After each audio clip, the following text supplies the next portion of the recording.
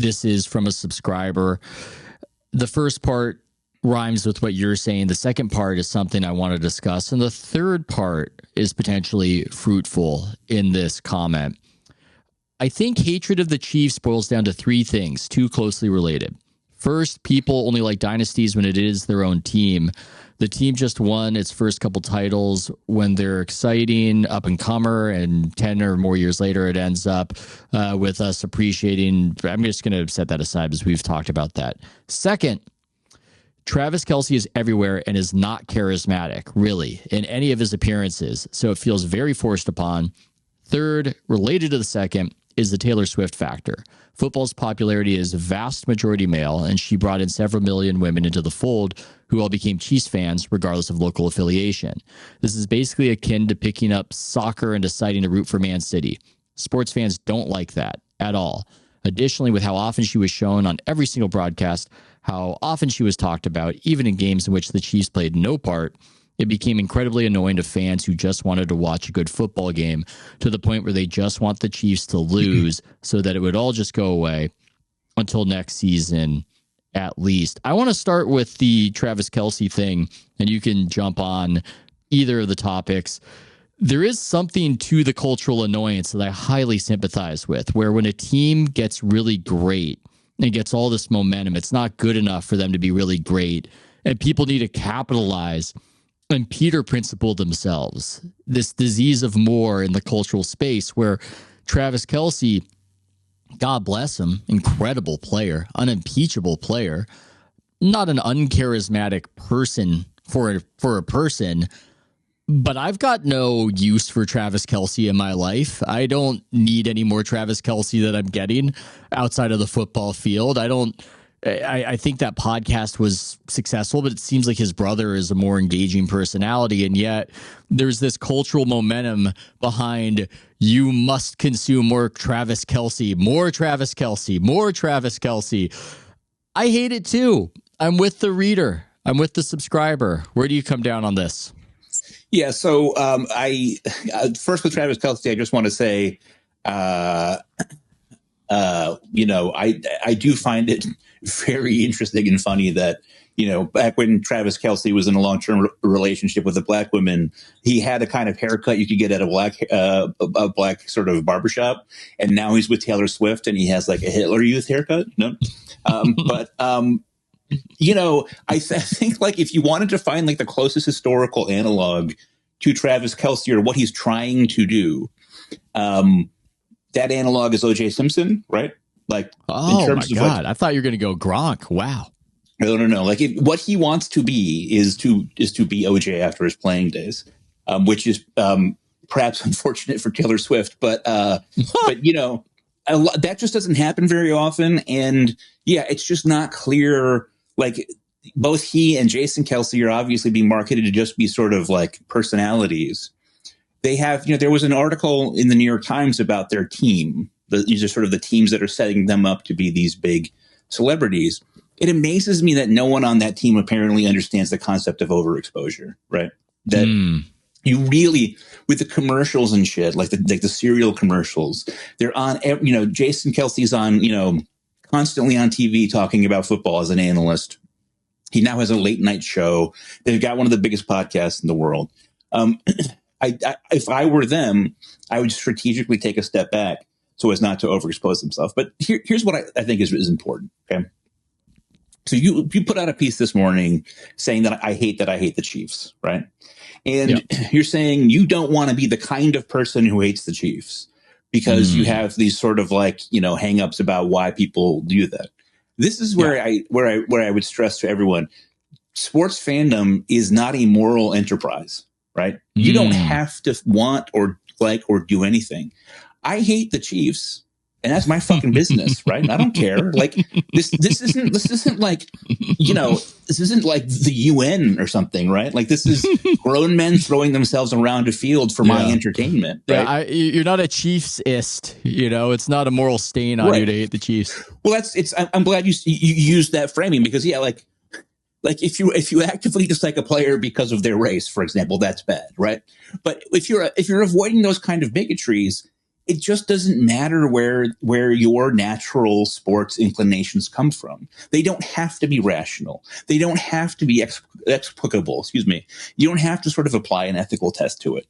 People hate the Chiefs because hating the dominant team is the most natural thing in the world, right? We are primed to like the underdog. Again, if the Chiefs win this one, it's a three-peat. People will talk about how it'll be remembered forever, blah, blah, blah, blah, blah. If Buffalo won this Super Bowl, and that was the only Super Bowl Josh Allen ever won, it would still be more meaningful to the people of Buffalo than any two Super Bowls that the Chiefs get, right? Because they've been there before and so recently, right? So it's just like embrace the irrationality of it. I fucking hate this notion of like, well, I've talked about this in regards to basketball, right? Like I think in 2013 or 14, I first wrote a piece that I put out there called how the NBA became a league for snobs.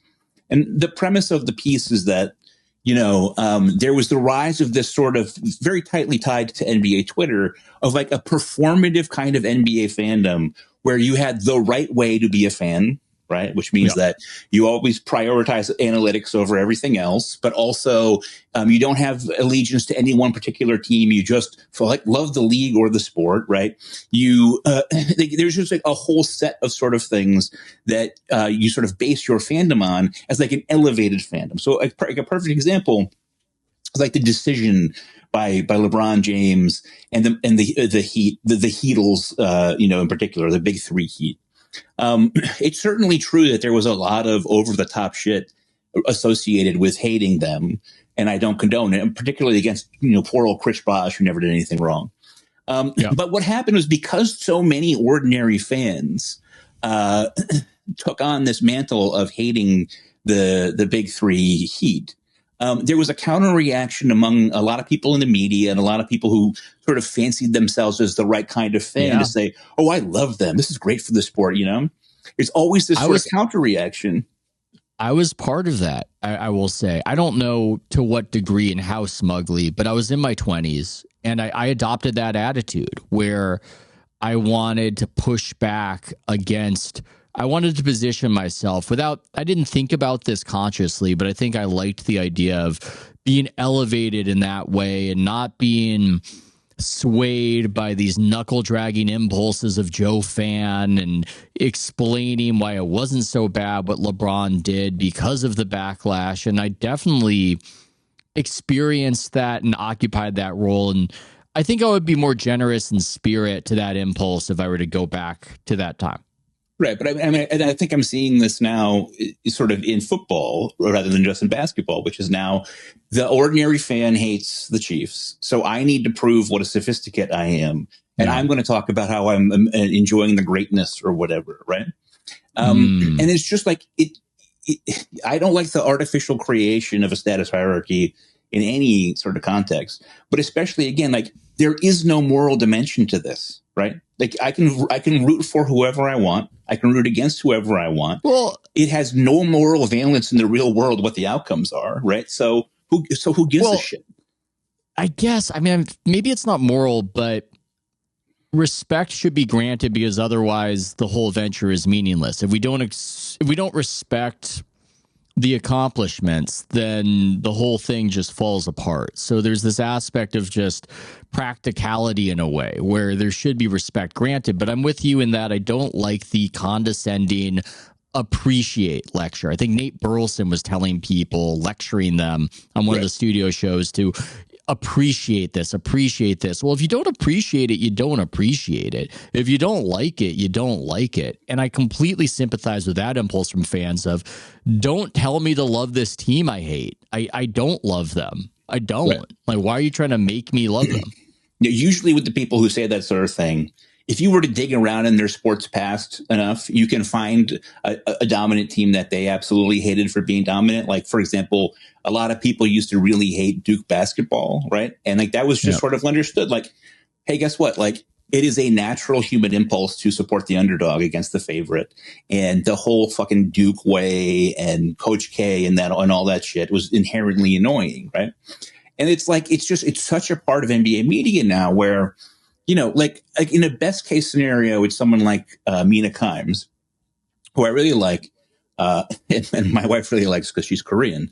Like she's sort of like like sort of the best case version of this, but she still clearly has this sort of sense of like, I need to prove to everybody that I am a sort of elevated sports personality. So I'm going to sort of tick off these various opinions that people have. Nate Burleson, like you just said, it's like, this never ending lecture about how people are supposed to like certain things.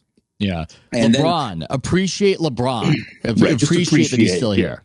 Appreciate. Yeah. And, and it's just a category error, right? Like the whole point of this whole venture of sports, right, is to operate in a competitive and highly charged atmosphere and environment where there are no actual moral stakes, right? Where nobody lives or dies, or nobody starves based on who wins the Bills-Chiefs game. I mean, like Rich Eisen, right? Rich Eisen on his show now, his radio show, he, like almost every episode, he does a section where he sort of sternly lectures everyone that, sorry, the Chiefs are inevitable and here they are. And it's like, that's not how this stuff works, man. Like, it's like, people like what they like and they don't like what they don't like. And like, who cares? Like, why do you care if people hate the Chiefs? Different people sort of ingest sports in different ways. Well, they should care if people are apathetic about the Chiefs. I think at least hatred is the inversion of love, and it means buy-in to a certain extent.